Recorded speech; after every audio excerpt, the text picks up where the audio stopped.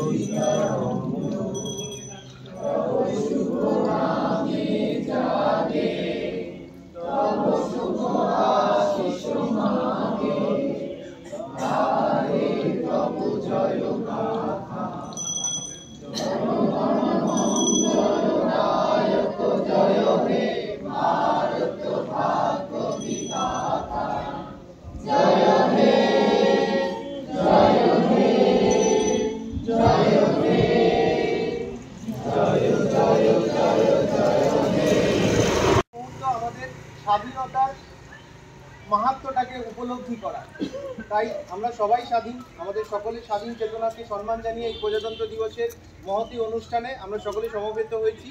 আমি আমাদের শ্রদ্ধেয় স্যার বৈদ্যনাথ কুইতি স্যারকে আহ্বান জানাচ্ছি এখানে আসার জন্য এবং কিছু বলার জন্য সকল ছাত্রছাত্রীদের উপলক্ষে। জানুয়ারির 26 তারিখ ঠান্ডা অনেকটা কমে গেছে, ফলে রোদের তীব্রতা বাড়ছে।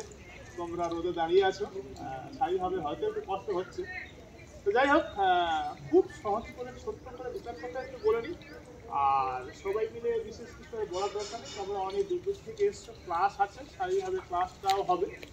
বিভিন্ন জাতীয়তাবাদী নেতৃত্ব থেকে শুরু করে স্বাধীনতা সংগ্রামীরা, তারা দেশ স্বাধীন করার, দেশ স্বাধীন হওয়ার, নিজেদেরকে স্বাধীন করা, স্বাধীন হওয়ার, স্বাধীন চিন্তাভাবনা করা, এইসবগুলো চিন্তাভাবনা করতেন।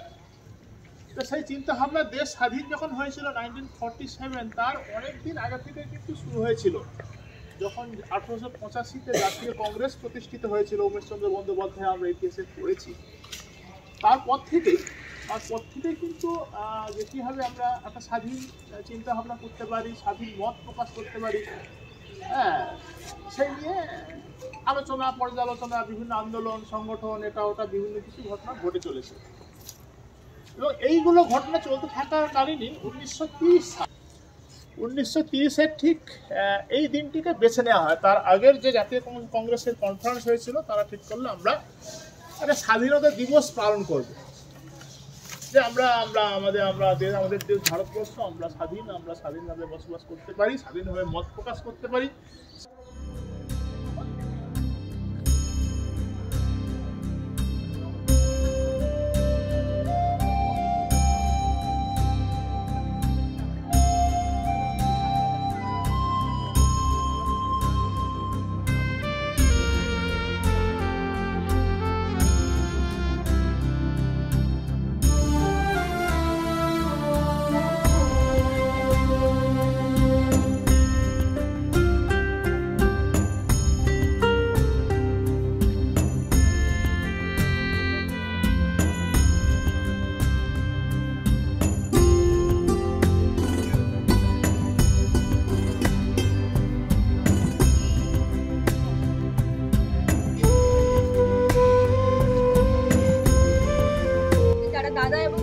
সবাইকে আমার ভালোবাসা এবং শ্রদ্ধা রইল।